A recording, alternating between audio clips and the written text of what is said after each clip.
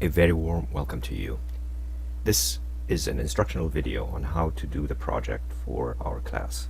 First step is to go to the Alliant Zoom link, alliant.zoom.us. Make sure that you have created an account on the Alliant Zoom. You should be able to do that by going to Alliant Zoom link and then signing in and logging into the system using your Alliant credential, your Alliant username or email, and your Alliant password. After you've done that, you can download the client. It's a very good idea to download the Zoom client by clicking this button here. When you've done that, what will happen is a Zoom client like this will appear on your computer, and you could use that to create meetings. So you click New Meeting,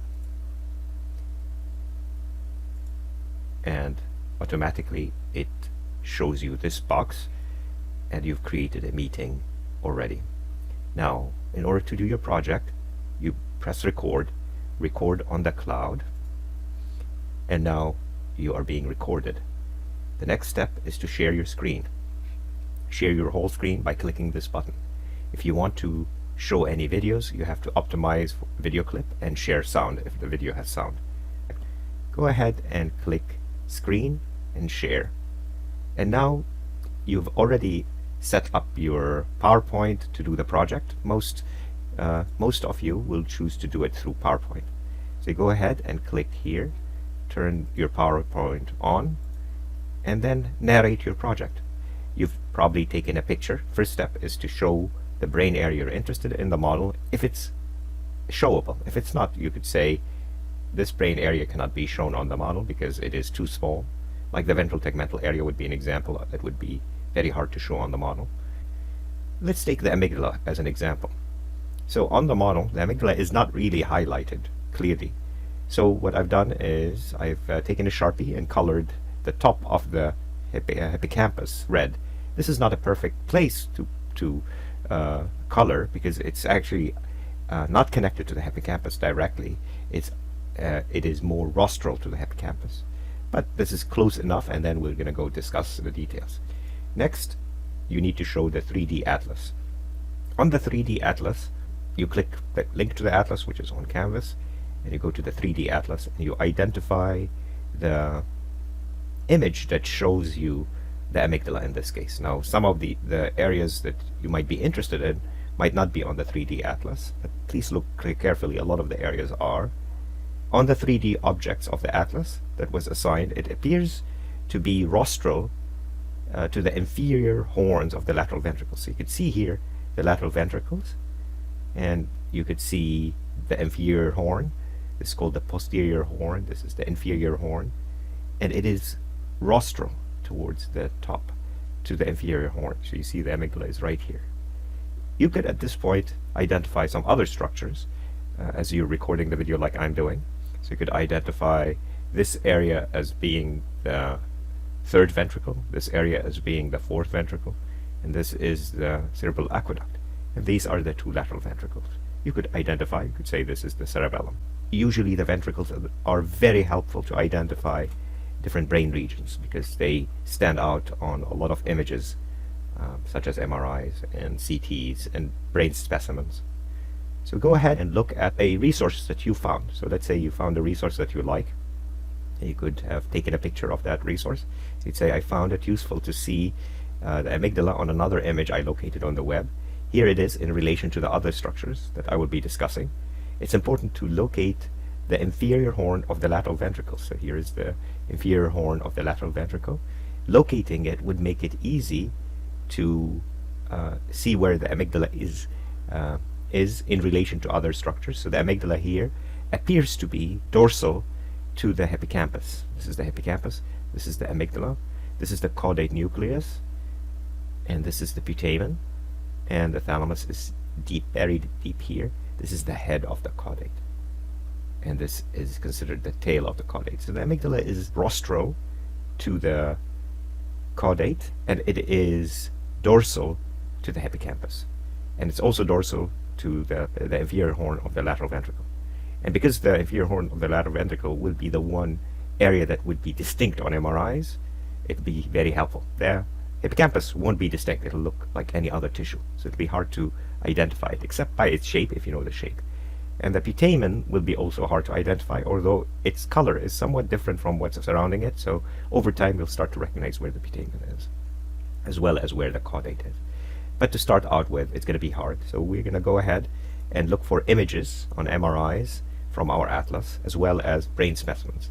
So on MRI on the left, you see the amygdala, and it is very hard to locate this immediately. So what you would have to do is look through different cuts and then be able to localize it. Sometimes it might be easier to localize it on the brain specimen. So on the brain specimen, when you start seeing the inferior horn of the lateral ventricle like this, you can then look for the hippocampus, and you can see the hippocampus here. How do you know this is the hippocampus? Well, it has this sort of S structure, and that helps identify the hippocampus. So as you can see, here is the inferior horn of the lateral ventricles. Dorsal to it is the amygdala, and ventral to the inferior horn is the hippocampus. But now we've located where the amygdala is, we might want to look at another slide. So I've taken another slide. You can see the amygdala starting to enlarge, become bigger. And in fact, if you go one more, the lateral ventricle inferior horn will disappear, and all you'll see is the amygdala. So the amygdala starts growing larger and larger as you move more rostrally, more towards the front of the brain. But it still appears dorsal at this point to the inferior horn. Now we've done looking at both the brain specimen, and we've explained it on the video, and we've looked at it as an MRI. You can see the amygdala is a darker colored. This is called a T1 weighted image, and any white matter will look white and any gray matter will look gray. So this is a darker gray structure because it is made out of many nuclei. So now you're done with looking at a brain specimen as well as the MRIs. You move on and you talk about the potential clinical role and if there are implications for psychopharmacological interventions. And you would have done a little bit of research for that. So you would say that in the case of the amygdala plays a major role in several mental disorders like PTSD, phobia, and generalized anxiety disorders. There's evidence that chronic stress impairs GABAergic control of amygdala by suppressing the tonic GABA A receptor currents. And you give a citation for where you found that. One target of GABAergic control in the amygdala is the benzodiazepine binding site on the chloride channels.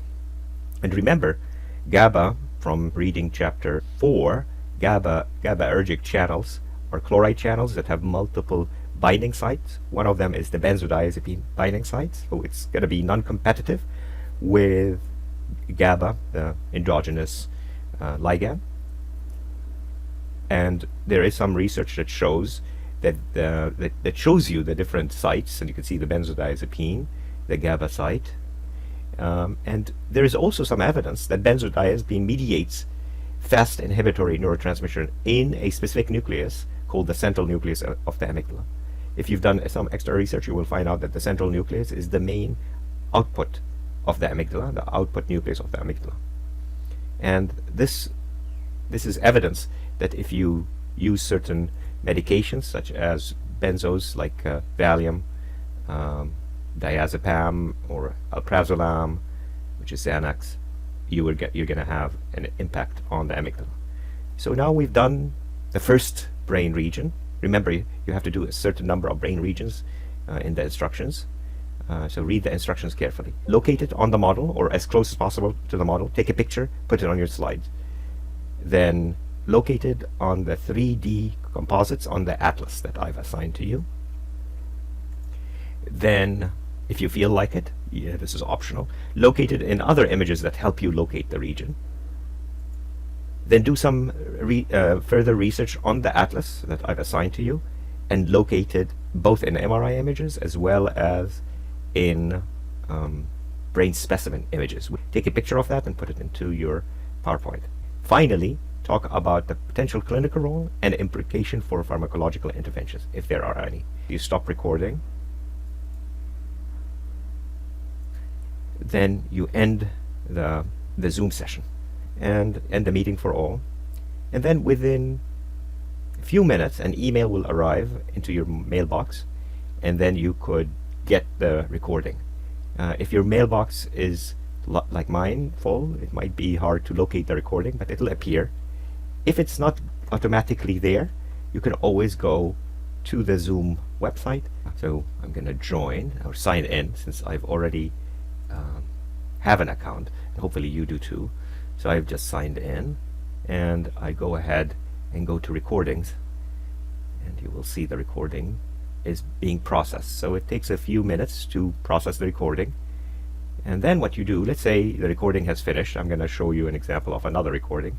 So you go ahead and you click copy the shareable link, okay, and then you save that shareable link in some mechanism. You maybe open a Word document where you could save it like this, and I've just saved the link. So this is the link you're gonna post into Canvas. So you take this link at some point. You might have several links, since you might do this over several sessions. Let's say you've done this first session, you have the link, you go again and go to another session that you've done it, and you pick the other link, copy, and you would go ahead and post the other link. You might have done it on 3 sessions. Once again, you go back to the session you are interested in, copy, and then post it. And now you have all the different videos you've created for yourself, and you can see they have a passcode. Don't forget to include a passcode. Here we go. Here we are. So the link that is needed now has been updated. If I refresh, I will be able to see it. It's processed, so I can download this link if I wanted to. So here we go. I'm going to make that my first link. Okay, so you go ahead and go to Canvas, and you want to post it into your assignments. So you go to your assignment, you go to the Atlas exercise, the example. Here we go. I'm going to post only this. You can access it. So here it is. You might want to click here, making it active link. So let me show you that again. So remember, I posted the link, and I go ahead to the end of the URL just before the passcode and put my cursor right there and enter, and that makes it a link.